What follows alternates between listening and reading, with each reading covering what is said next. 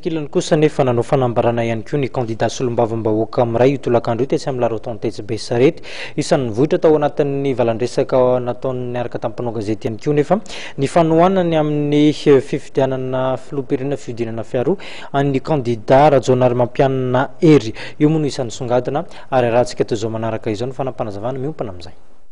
Zahay kandida solombavam-baoaka na dia samy hafa aza ny antoko nilatsahana io fidiana dia natambaty ny hevitra iray hoe fampandresena ny kandida Rajaonarimampianina. Rehefa ny iray ny fomba fijery dia tapaka tamin'ny fivoiam-bena tao nandritra ny telo herinandro sy nandritra ireo namana dia nomena ny anarana hoe solombavam-baoaka miara-dia izany. Lazaina iampabe maso azy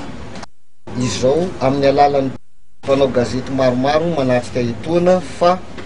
noho ny faharesena lahatra sy fomba fijery mitovy eo amin'ny kandida miara-dia,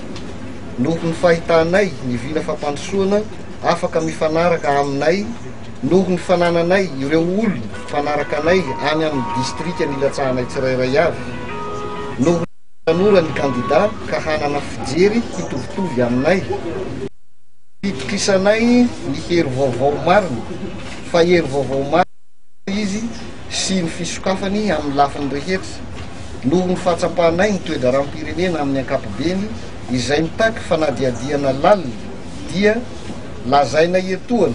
fa avy amin'ny vondrona maro samihafa aza izahay dia tsy ampiambambana no ilazanay fa manohana ny kandida Rajaonarimampianina tsy misy fepetra izahay.